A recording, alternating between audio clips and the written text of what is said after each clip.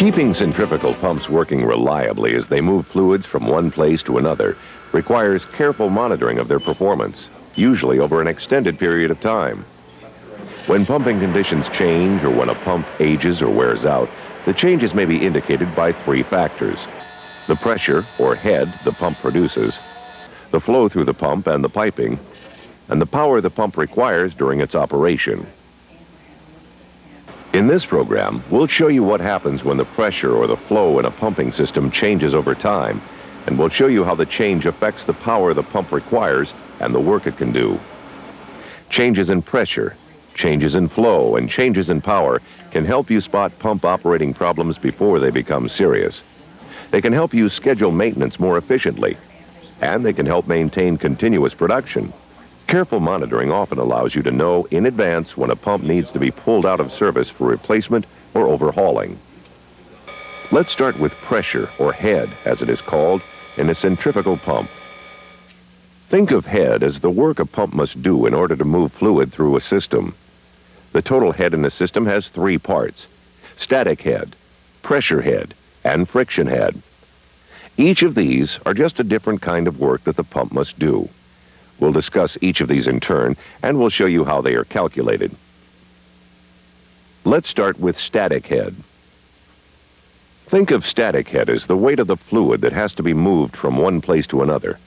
It's usually easier to figure static head if you calculate it on the discharge side, then on the suction side. Then add the two together and get the total static head. Let's look at an example. Here we have a simple system where the discharge side is 100 feet above the pump and the suction side is 5 feet above the pump. The static head on the discharge side is 100 feet. All this means is that the pump must do enough work to overcome the pressure of 100 feet of water. The static head on the suction side is 5 feet. But since the pump does not have to do any work to make the water on the suction side flow into itself, we subtract the suction head from the discharge head. 100 feet minus 5 feet is 95 feet. So the total static head in this system is 95 feet. At this point, you may be asking yourself, 95 feet of what? Well, the head is equal to the pressures exerted by 95 feet of water. Now, 1 foot of water exerts a pressure of 0.433 pounds per square inch, or psi. So 95 feet of water exerts a pressure of 95 times that. 95 times 0.433 psi equals 41 psi. Pressure in psi and head in feet are just two different ways of saying the same thing. The pump must develop 41 psi, or the head equals 95 feet. Now, suppose the suction side is 5 feet below the level of the pump. In this case, the pump has to work to bring the water up 5 feet, so we have to add 5 feet to the work the pump must do. We must add the suction head to the discharge head to get the total head. 100 feet discharge head plus 5 feet suction head is 105 feet total head. An important factor which often affects static head is the weight, or the specific gravity, of the fluid being pumped. As you would expect, the heavier the fluid, the greater the head the pump must develop. The weight of a fluid is usually compared to cold water, which has a specific gravity of 1.0.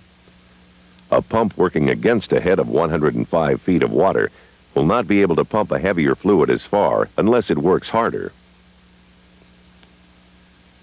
For example, sulfuric acid has a specific gravity of about 1.4. If we put acid into this system, it would only reach a height of 75 feet.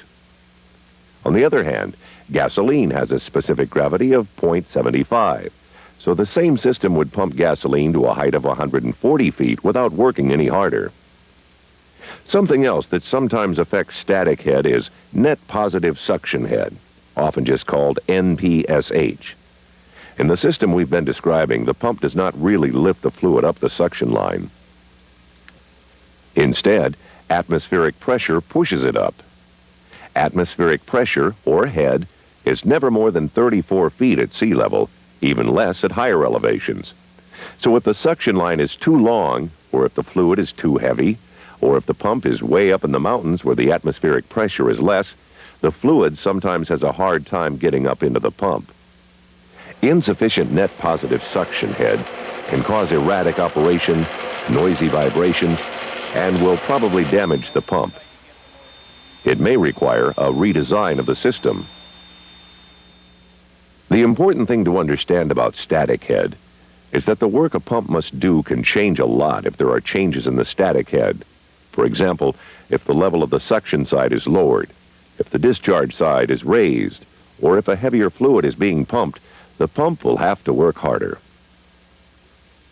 The second part of total head is pressure head. Let's start by making very clear what we mean by pressure.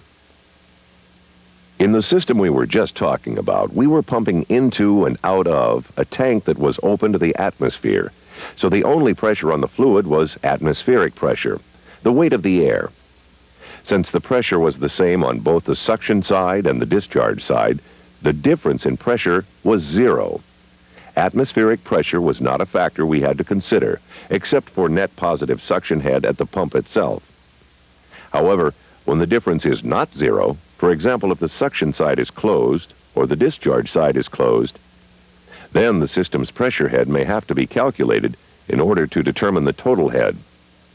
For example, if the discharge side is closed and under a pressure of 100 psi, then the pump will have to work harder to overcome that pressure. Now, remember that to convert from psi to feet, we multiply psi times 2.31. 100 times 2.31 is 231. So 100 psi is the same as 231 feet of head. To overcome the 100 psi of pressure on the discharge side, the pump must work harder, so we add 231 feet to the total head. Now, suppose the discharge side is open, but the suction side is closed and under a pressure of 100 psi. Since the same 231 feet of head is trying to push water into the pump, we subtract 231 feet from the total head. The important thing to understand about pressure head is that when a system is pressurized, the work the pump must do will change if the pressure is changed. So much for static head and pressure head. Now for friction head. Friction head is simply the work the pump has to do in order to overcome the friction of the fluid as it rubs on the pipes and valves in the system. In small, simple systems, friction head may be insignificant, but in large or complex systems, friction head is often important. The amount of friction head can be calculated from information found in tables in most hydraulic handbooks, like this one, the Cameron Hydraulic Data Book. In this book, friction losses are pre-calculated and arranged in tables. They are usually expressed in so many feet of head loss per 100 feet of pipe. Notice that the inside diameter of the pipe and the flow rate have a lot to do with how much friction head is in the system. This table, for example, indicates that a difference in pipe diameter of just 5/100ths of an inch in a quarter-inch pipe will more than double the friction head. Tripling the flow through the large pipe increases the head loss more than 7-fold. Additional friction loss is caused by the fittings and valves. Information about this part of friction head is also available from reference books. You can calculate it yourself from tables and formulas, or you can use a chart like this one. The valve or fitting is on this side, and the size of pipe is on this side. Laying a straight edge across the chart gives you a very good estimate of the friction head of a particular valve or fitting when installed on a particular line. For example, a globe valve on a 6-inch line has the same head loss as 150 feet of 6-inch pipe. Or here, at the lower end of the chart, we see that a sudden contraction in a 6-inch line will have the same head loss as 3½ feet of 6-inch pipe. To calculate the total friction head, just add up the individual friction heads of all the piping, all the fittings, and all the valves. The important thing to understand about friction head is that every foot of piping, every fitting, and every valve adds to the work the pump has to do. If old piping has rust or scale, or if a valve somewhere is stuck partway closed, pumps will have to work harder because the head is greater. That's head, static head, pressure head, and friction head. It's the work the pump has to do. Now let's look at flow, and let's start with a typical pump performance chart. This one is for a pump designed to develop 170 feet of head and deliver up to 210 gallons per minute. The chart relates the pump's head capacity and its flow capacity to each other. This is done by plotting head vertically up the side like this, and the flow horizontally across the bottom like this.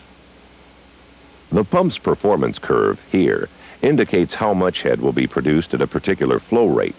For example, the performance curve indicates that this pump can produce 75 gallons per minute against a head of 165 feet. If the head is reduced to 90 feet, it can pump about 200 gallons per minute. The performance curve will be accurate if the pump is powered by a 10 horsepower motor rotating at 3,450 RPM. Changes in the speed of a pump, of course, will change a pump's capacities. For example, this curve describes head and flow capacities if the pump is operated at 3,450 RPM. And this curve describes head and flow when the pump is operated at 1,725 RPM. Notice that when speed changes, head drops off, a lot faster than flow. This is typical. In fact, in most applications, flow will drop at the same rate as the speed, but head will drop by the square of the speed. For example, cutting the speed in half will reduce the flow by about half, but will reduce the head to 1/4 of the head at full speed. While we've got the performance chart here, let's look at the third factor that should be monitored: power consumption. The power required to operate the pump at different speeds changes faster than flow or head. Reducing the speed by half reduces the power required by a factor of 8. What this means is that even a small decrease in speed can mean a large decrease in power. You can see this visually on the pump chart when you compare the total area under each of the performance curves. The area under each curve corresponds to the power required to achieve the head and flow capacities indicated by the curve. This area is just 1/8 as great as this area, so operating at any point on this curve will require 8 times as much power as operating on this curve. The performance curve for any pump describes the work the pump can do and how much power it will require to do that work. The relationship between head and flow and power is the reason why routine, careful monitoring of all three factors is important. Any change in one can affect the other two and may indicate operating problems. For example, suppose you are monitoring the system over time and you notice a decrease in flow. It could mean that the head or pressure has increased somewhere in the system. You could have a plugged suction line, or a partially closed valve on the discharge side, or a buildup of rust and scale in the piping. If there is a decrease in flow but no change in head or pressure, then the pump or motor may not be adequately lubricated, or the voltage on the motor may have changed. Now consider that your monitoring detects a decrease in pressure. This may mean that the flow is increased. A valve may have been left open, or there may be leaks in the system. If there's a decrease in pressure but no change in flow, it could mean that the pump's packing or shaft sleeve are badly worn. Finally, suppose you are monitoring the system and you notice a change in the power demand. With most impeller designs, if the system pressure is reduced, both the flow and the current draw of the motor will increase. The motor may become overloaded and burn out quickly. Sometimes, increased power demand will signal a change in the specific gravity of the fluid being pumped. If the pump must move a heavier fluid, it will have to work harder, but there may be little if any change in the pressure or the flow. Often, manufacturers provide troubleshooting guides which can be helpful in tracking down problems once your monitoring has indicated that a problem exists. Most manufacturers also supply pump performance charts so you can compare the pump's design characteristics with the actual head, flow, and power requirements at your installation. This is often helpful when trying to determine the significance of any changes over time. In this program, we've taken a close look at head, flow, and power in centrifugal pumps. We've seen how all three indicate the general operating condition of the system. And we've seen that monitoring changes in these three factors, pressure, flow, and power, may provide an early indication of operating problems. The more problems you can spot, and the earlier you can spot them, the more likely it is you'll be able to maintain continuous, efficient production at your facility.